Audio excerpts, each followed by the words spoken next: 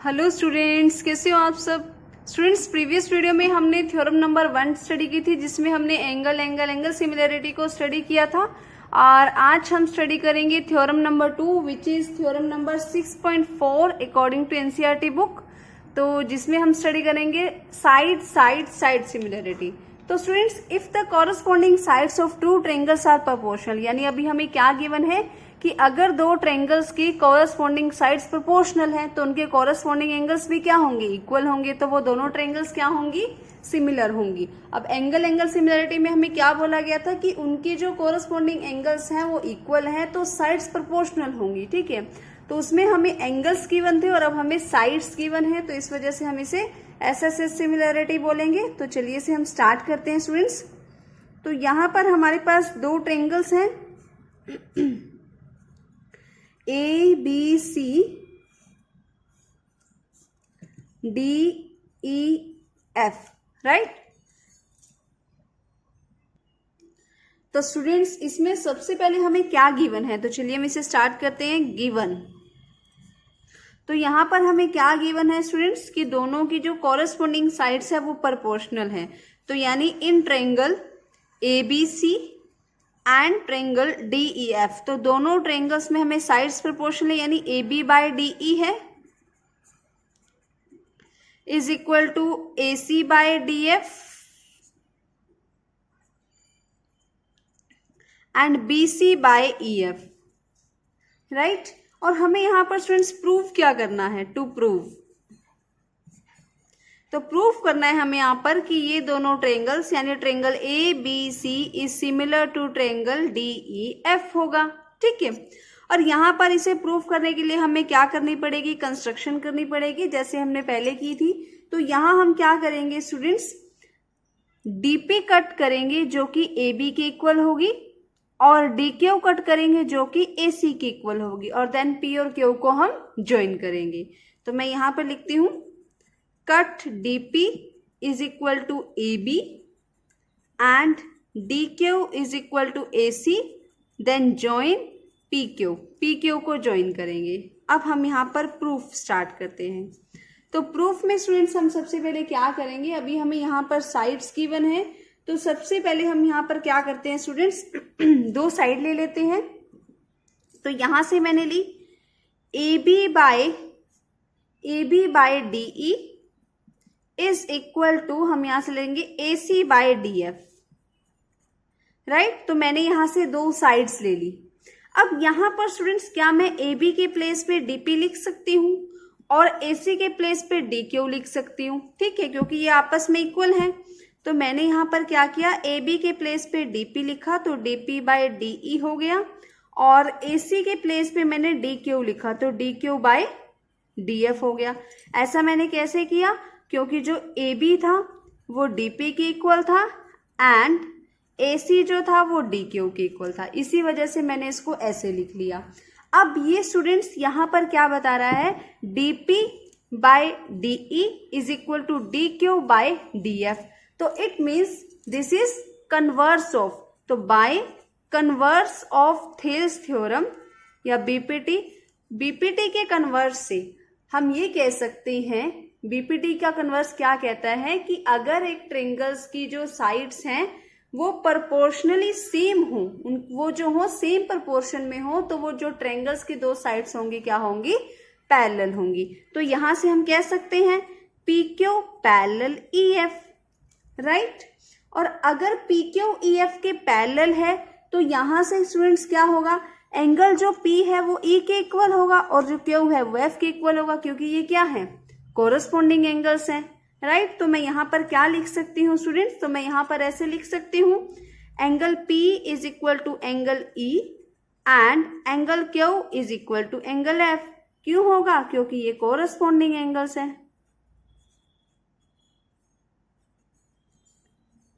ये corresponding angles है। ठीक है, तो अगर स्टूडेंट्स इन दोनों ट्रायंगल्स के दो एंगल सेम है तो थर्ड एंगल भी सेम होगा डी, तो इस वजह से डी पी क्यू सिमिलर होगी डी ई एफ के। ठीक है, तो मैं यहां से क्या लिख सकती हूँ, D P Q similar to triangle D E F. दोबारा से सुनो स्टूडेंट्स, यहाँ पर हमने क्या किया, हमें यहाँ पर दो साइड्स गिवन थी, A B by D E और A C by D F, ये गिवन थी, ठीक है। पर मुझे पता है ए बी जो है वो डी पी के इक्वल है, तो मैंने ए बी को रिप्लेस किया डी पी से और ए सी को रिप्लेस किया डी क्यू से। तो जब मैंने ऐसा किया तो ये यहाँ पर बेसिक प्रोपोर्शनलिटी थ्योरम यानी थेल्स थ्योरम का कन्वर्स हो गया। तो थेल्स थ्योरम के कन्वर्स से हम क्या कह सकते हैं, P Q parallel E F, P Q E F के पैरेलल होगा। और अगर पी क्यू ई एफ के पैरेलल है तो उनके कोरस्पॉन्डिंग एंगल्स भी क्या होंगे, इक्वल होंगे। तो यहां से मेरे पास दो एंगल इक्वल आए, angle P is equal to angle E, angle Q is equal to angle F। अब अगर मैं इन दो ट्रायंगल्स की बात करूं DPQ और DEF में, दो यानी दो पेयर्स ऑलरेडी इक्वल हैं, तो यहाँ पर थर्ड एंगल जो D है वो कॉमन है, वो भी ऑलरेडी क्या होगा, इक्वल होगा। तो अगर यहाँ पर तीनों एंगल इक्वल हो गए तो यहाँ पर ये दोनों ट्रायंगल्स क्या होंगी स्टूडेंट्स, सिमिलर होंगी। कैसे सिमिलर होंगी, बाय ए सिमिलैरिटी, राइट। तो स्टूडेंट्स यहाँ पर ये एंगल सिमिलैरिटी से क्या होंगी, सिमिलर होंगी। अगर ये एंगल से सिमिलैरिटी से स्टूडेंट्स ये दोनों ट्रायंगल सिमिलर होंगी तो मैं इसको ऐसे लिख सकती हूँ, DP by DE is equal to P Q by E F, क्योंकि अगर दोनों ट्रायंगल सिमिलर हैं तो इनके जो कॉरस्पॉन्डिंग साइड्स हैं वो क्या होंगी, प्रोपोर्शनली सेम होंगी। तो यहाँ पर मैंने क्या लिखा, DP by DE is equal to P Q by E F, ठीक है। मैंने जब ऐसा लिखा स्टूडेंट्स तो यहाँ पर जो मुझे पता है डीपी किसके इक्वल है, ए बी के इक्वल, तो मैं इसको ऐसे लिख सकती हूँ, A B by DE is equal to P Q by E F, right. But students हमें पता है, ये इसे हम इक्वेशन नंबर 1 मान लेते हैं, लेकिन हमें क्या गिवन है, A B by DE is equal to B C by E F, हमें ये गिवन है, ठीक है। फर्स्ट ऑफ ऑल ही हमें ये दिया हुआ था कि A B by DE, A C by D F and B C by E F, तो मैंने ए बी बाई डीई और B C by E F ले लिया। तो यहां से स्टूडेंट्स दोनों इक्वेशन को अगर हम कंपेयर करें तो यहां से P Q by E F by equation 1 and 2, तो फर्स्ट और सेकंड इक्वेशन से P Q by E F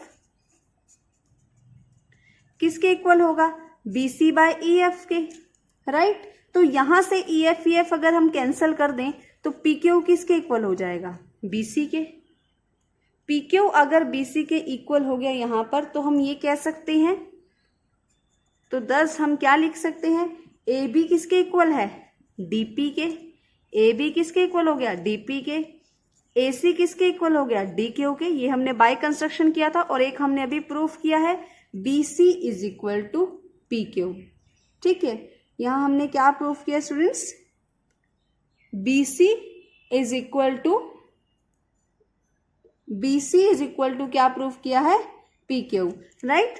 तो यहां पर जब हमने ऐसा किया तो ट्रायंगल ए बी सी क्या होगी, कॉन्ग्रुएंट हो गई है ट्रायंगल डी पी क्यू के, कैसे, by S S S congruence,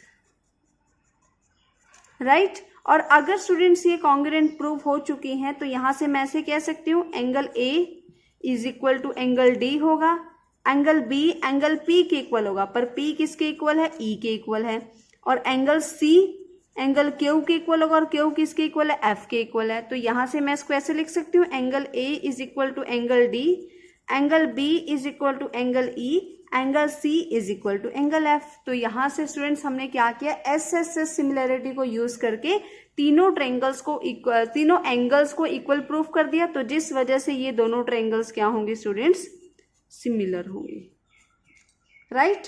तो यहां से हमने इसको क्या किया, इक्वी एंगुलर प्रूफ कर दिया, जिस वजह से ये दोनों ट्रायंगल्स क्या होंगे स्टूडेंट्स, सिमिलर होंगी। तो फर्स्ट ऑफ ऑल हमें बस क्या दिया हुआ था, यहाँ में जो साइड्स गिवन थी उस वजह से हमने इन दोनों ट्रायंगल्स को स्टूडेंट्स क्या किया, कॉन्ग्रुएंट प्रूफ कर लिया। कॉन्ग्रुएंट प्रूफ कर लिया तो हमें सभी एंगल्स मिल चुके थे, एंगल्स ही हमें क्या करना था, इक्वल प्रूफ करना था, राइट, क्योंकि हमें यहाँ पर साइड्स तो प्रोपोर्शनली सेम गिवन ही थी। और फर्स्ट थ्योरम में हमें क्या थी, हमें वहां पर सभी एंगल्स इक्वल दिए हुए थे, तो एंगल्स की हेल्प से हमने साइड्स को प्रोपोर्शनली सेम कर लिया, और इसमें हमने क्या किया, साइड्स जो हमें प्रोपोर्शनली गिवन थी उसके हेल्प से हमने एंगल्स को इक्वल प्रूव कर दिया, जिस वजह से ये दोनों ट्रायंगल्स क्या होंगी है, सिमिलर होंगी, राइट स्टूडेंट। तो this is your theorem number 2 which is side side side similarity. तो नेक्स्ट वीडियो में स्टूडेंट्स हम स्टडी करेंगे theorem number 3 which is side angle side similarity. तो मिलते हैं आपसे नेक्स्ट वीडियो में। Till then bye bye, take care, study hard.